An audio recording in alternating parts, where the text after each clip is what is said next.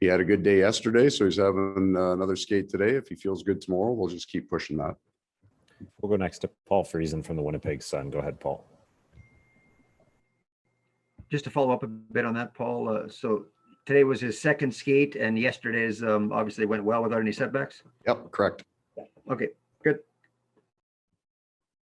We'll go next to Jason Bell from the Free Press. Go ahead, Jason. Hey, Paul, just looking outside. I hope you got somebody on snow removal duty back home. You know, I'm just wondering about this kind of a day, and everything about this year has been different, Paul. Right. Trying to scrunch in all those games. I appreciate that. But in your estimation, and this has been talked about before, should teams be playing games on trade deadline day?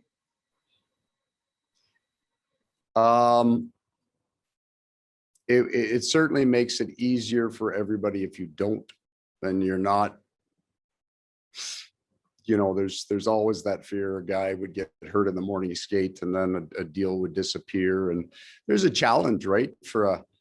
Especially on a pending deal where you got to go down and tell a guy he's not skating in the morning and the trade doesn't happen. And now you got a guy in the room thinking, hey, I just about got traded. So there's all those kind of things that would wash away. I mean, I guess the truth would be, in a perfect world, it would be a mandatory day off, right? So all players would be off the ice. And then that way, you wouldn't have to tell a guy that he might be traded. So, but we're used to it. You know what? I'll tell you what, I will take playing on trade deadline day way over a back-to-back in a bad part of your schedule. We'll get through it. We'll go next to Scott Billick from the Sun. Go ahead, Scott. Hey, Paul, a couple here. Same lineup, same goalie tonight. Correct. And just on that, I mean, Connor's, this would be a 7th straight game.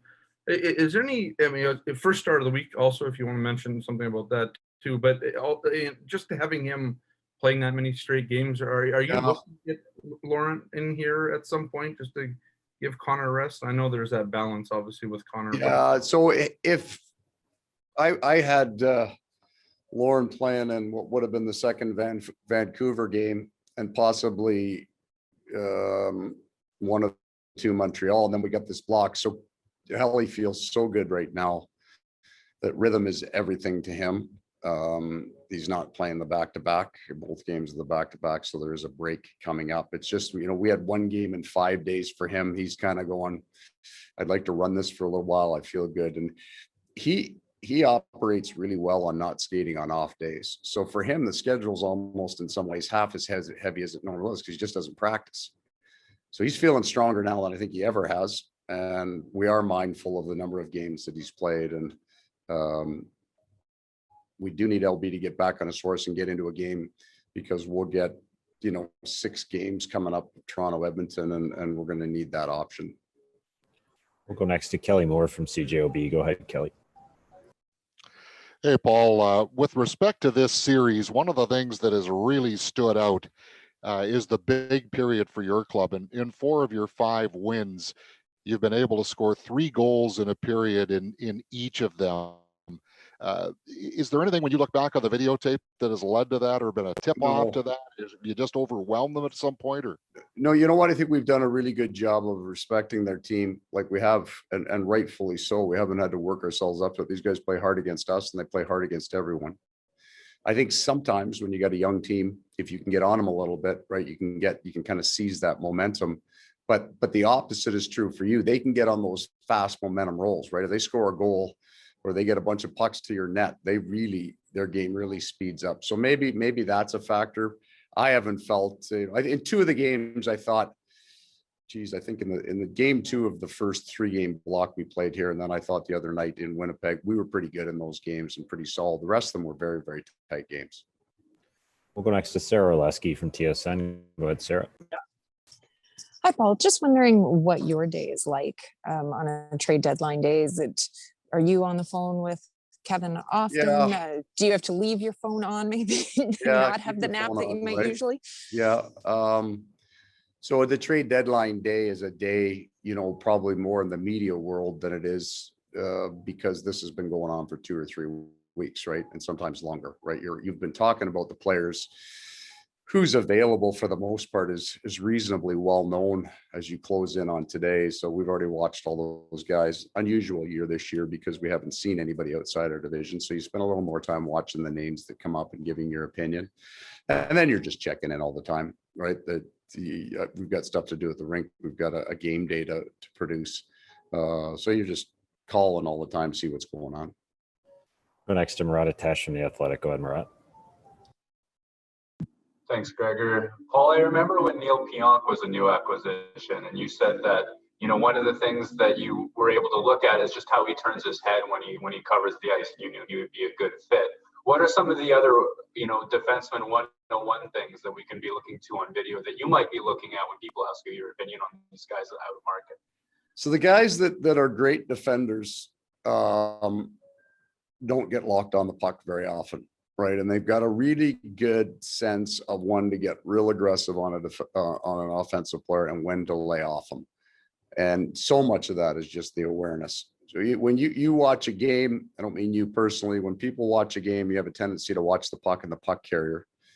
But to truly appreciate a defender, you've got to watch him, and more than that, everybody else around you. So Neil, when you're watching D-zone coverage of him, he was constantly checking shoulders, finding, getting a lay of the land, looking for an opportunity to get aggressive. And I think you see that with him.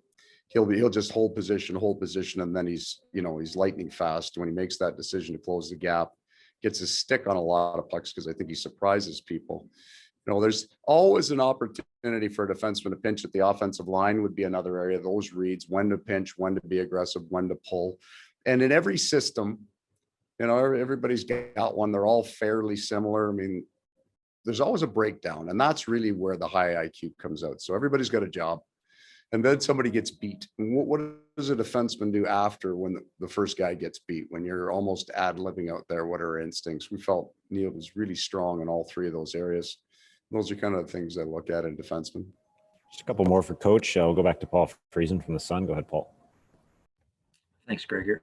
Paul, how many days does Blake need to kind of ramp it up and be symptom-free before he can join you? And have you ruled out still that he could join you on the trip? Yeah, I don't have him coming on the trip, Paul. We won't bring him in now. We're healthy enough.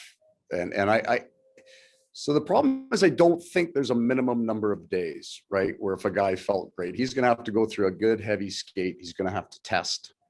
And we're going to be really careful with this one. As we, I think we do that with all of them. But if I can get him through the Edmonton game, then there's 3 days off ice where you have more controlled situation. If he goes hard and he's, he really, see, we know one thing, when he comes in the door and he says, I pushed myself really hard, I'm ready to play. He's pushed himself really hard. There's no question about his heart rate getting up.